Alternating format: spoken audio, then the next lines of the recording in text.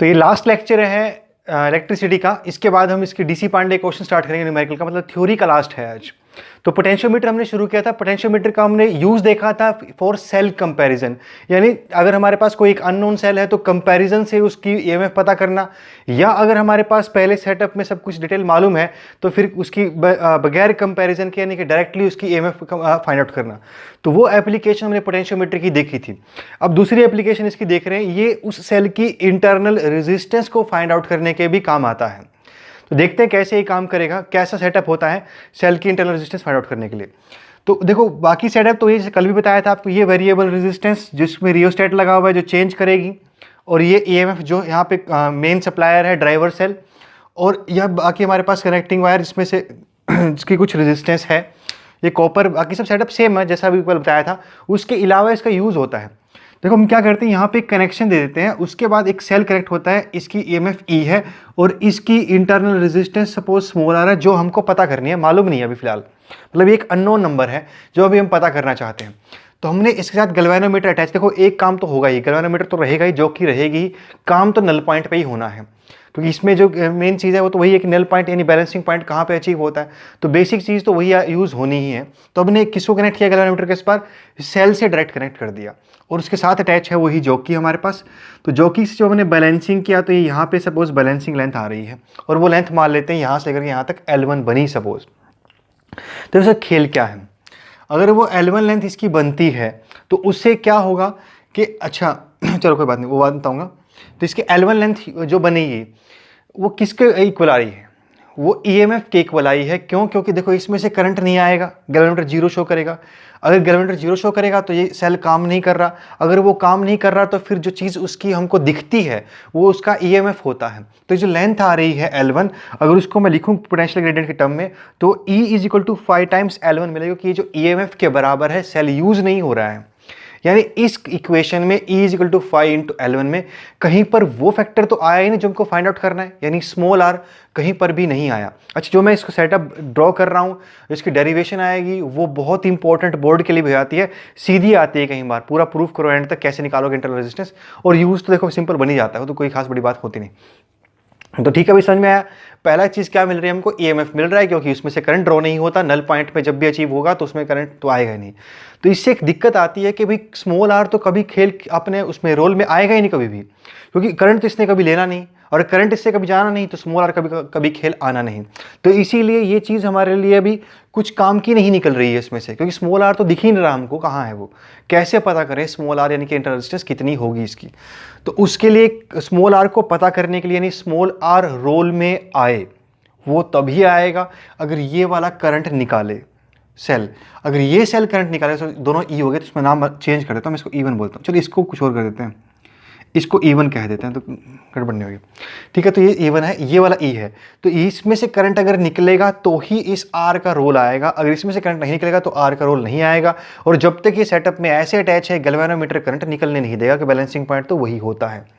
तो इसीलिए हम क्या करते हैं, इसको इसका एक खुद का सर्किट देते हैं। इसका एक खुद का सर्किट दिया जाता है, इसको बोल देते हैं भाई तू अपने इस सर्किट में करंट चला ले, हम तो चलाने देंगे नहीं, क्योंकि ये तो करंट आगे जाने नहीं देगा, मतलब इससे आगे करंट तो आने नहीं देगा गैल्वेनोमीटर, क्योंकि बैलेंसिंग पॉइंट पे तभी तो अचीव होगा जब गैल्वेनोमीटर जीरो करंट शो करेगा। तो इससे आगे तो करंट कभी आना नहीं। तो हम इसको एक खुद का छोटा सर्किट दे देते हैं, भाई इसमें खेल तू, इसमें करंट चला।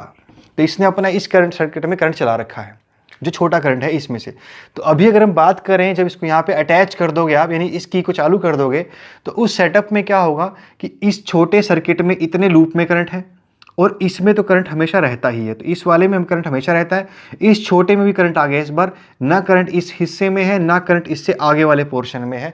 इस छोटे छोटे दो सर्किटों में है, एक इसमें है और एक इस अपने बड़े सर्किट में है। तो इन्हीं में करंट है, उसके अलावा करंट नहीं है। क्लियर पॉइंट हो गया।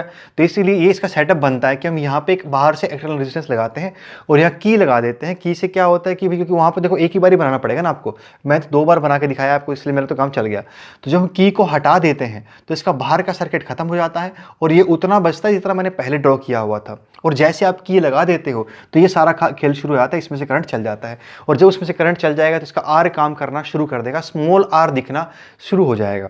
कैसे? अभी जो चीज़ हमको बैलेंसिंग मिल रही है, यानी कि जब की चालू कर दी जाएगी तो इसके अक्रॉस जो चीज़ अपीयर होगी फिर वो पोटेंशियल डिफरेंस होगा, वो ईएमएफ नहीं होगा, क्योंकि इसमें से ये चालू हो गया।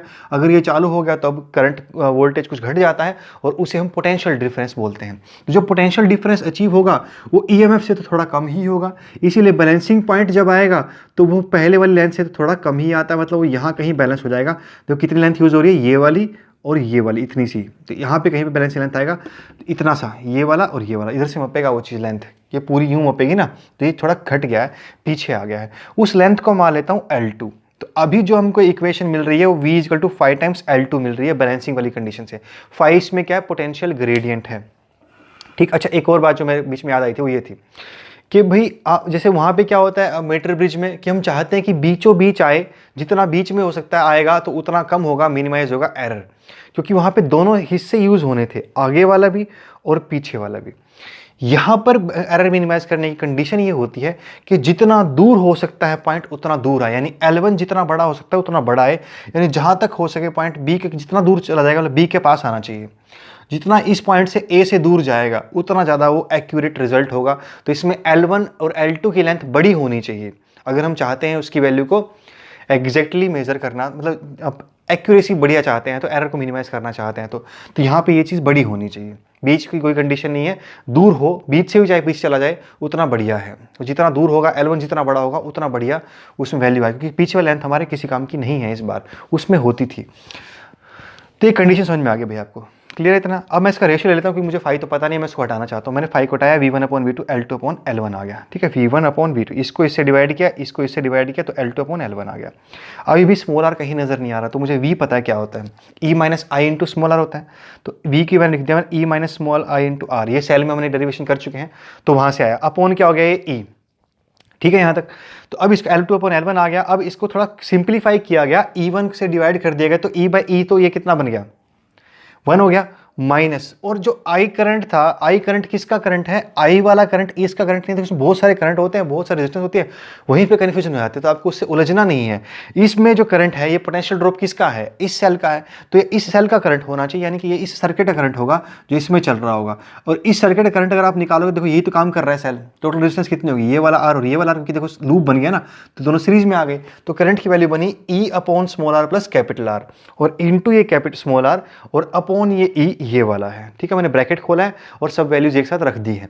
तो उसमें E से E कट जाएगा, वो 1 बन गया था। इसको थोड़ा सा हमने क्रॉस मल्टीप्लाई किया, एलसीएम लिया तो R प्लस R उधर चला गया, -R/R plus R into L2/L सब कुछ सेम था, माइनस कर दिया, बस इसको कैलकुलेशन ही बस की है, ज़्यादा कुछ बात नहीं है। अभी देखो ये नीचे है R, हमारा डिनोमिनेटर फंस गया, छोटे वाला R जो हमको पता करना है। कैपिटल R हम अपने हिसाब से लगाते हैं, हम यूज़ करते हैं उसको, तो हमें पता सिर्फ स्मॉल r करना होता है।